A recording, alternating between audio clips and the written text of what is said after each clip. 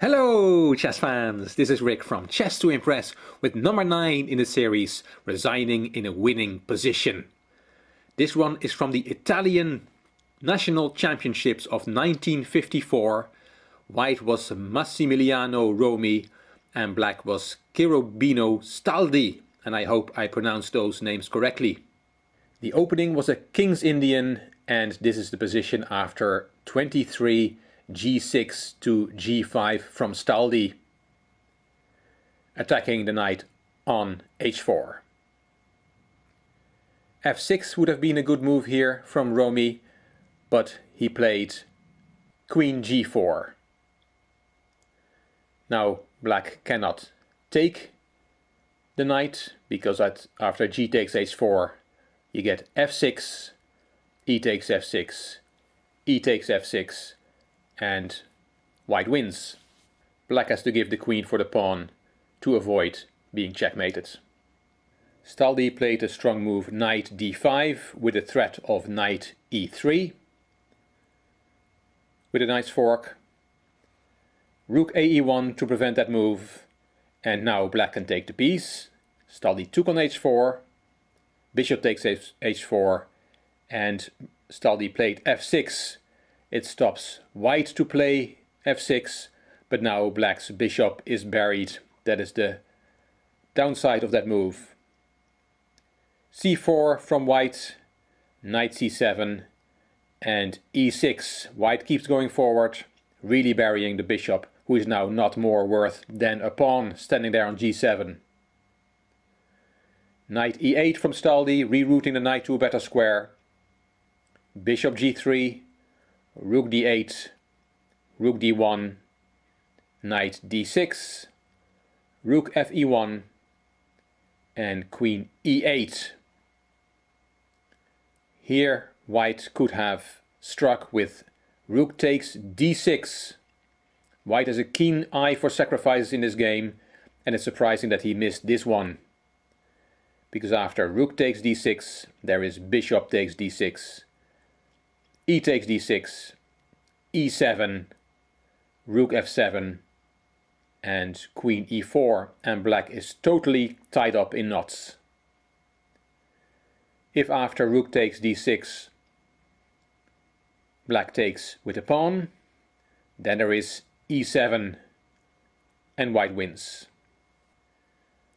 But Romi did not play rook takes d6, he stopped one square before that. He played rook d5. h5 from black, queen e2, bishop h6, rook ed1, king h7, rook takes on c5, rook g8, black desperately tries to activate his pieces, rook cd5, b6, b4, and here black played h4, distracting the bishop. The bishop took on h4, rook c8, c5, b takes, and knight b5. Not a good move. Better was to play queen b5, and after queen takes, knight takes, the position is about equal.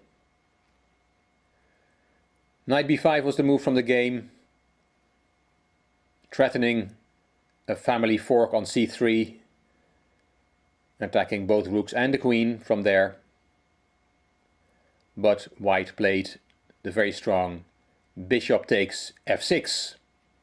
Nice move, and please note that that bishop is now covering the c3 square.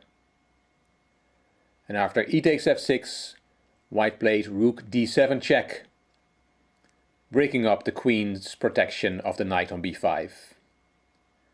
King h8, and now white could take the piece on b5. Bishop f4 check. Finally this bishop, which was buried on g7, is doing something.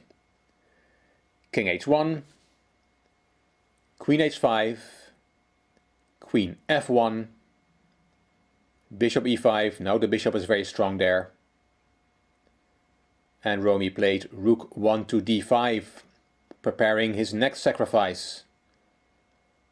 Queen g5 from black, And here, rook takes d5. Great sacrificial play from white in this game. After f takes e5, black is now a rook up, 4 handful of pawns, but those pawns are very strong. f6, white is much better, white is winning. Rook g6 and f7, threatening to promote, but pushing the other pawn, e7, would have been a stronger move. After f7, black played rook f6, and now queen b1. Queen c4 would have been stronger. For example, rook f2, threatening checkmate. Queen e4, defending the f2 square. A beautiful square there for the queen. And then, for example, king g7 and c6, and white is better. After queen b1, black played king g7. There was a threat after queen b1. Let me show you the threat. Let's say we make a silly move for black. We play a6. Then there is f8, queen check. And you have to take. And then queen h7 is checkmate. So that was a threat, and that's why black played king g7. But white thought he had a winning attack anyway, and that he had a beautiful and decisive queen sacrifice. Here white played queen b1 to h7. And it worked, because black resigned here. And he resigned in a winning position. Let's see what would have happened if black had played on. King takes a7 is the only move. And then there is, of course, f8, queen check.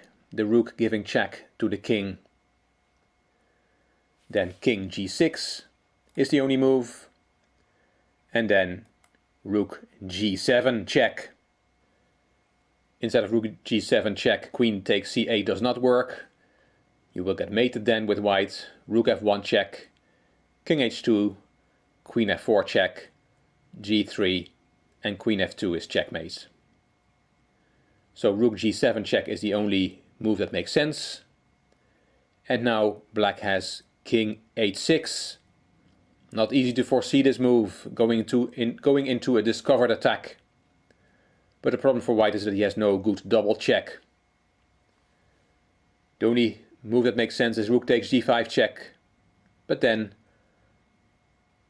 black takes that piece that gives check. Rook f takes f8. Rook takes e5. King g6. And black must be winning in this position. The 4 pawns are no match for the rook. The computer is on -3 and also thinks black has a winning position here. Tragic for black, for Cherubinus Taldi. He resigned after queen h7 check. All he had to do was take that queen and just see what would happen, play the logical moves, and then he would have found out a few moves later that he was in fact winning. He probably missed that king h6 move where he goes into the discovered attack. But it turned out there was no good follow-up for white. Resigning in a winning position. Hope you enjoyed this example.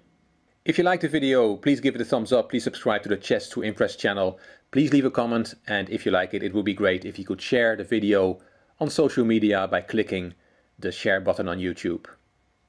You also may want to check out my Chess to Progress channel, the link is in the description box, and I've also put in the description box the playlist of the 9 Resigning in a Winning Position videos.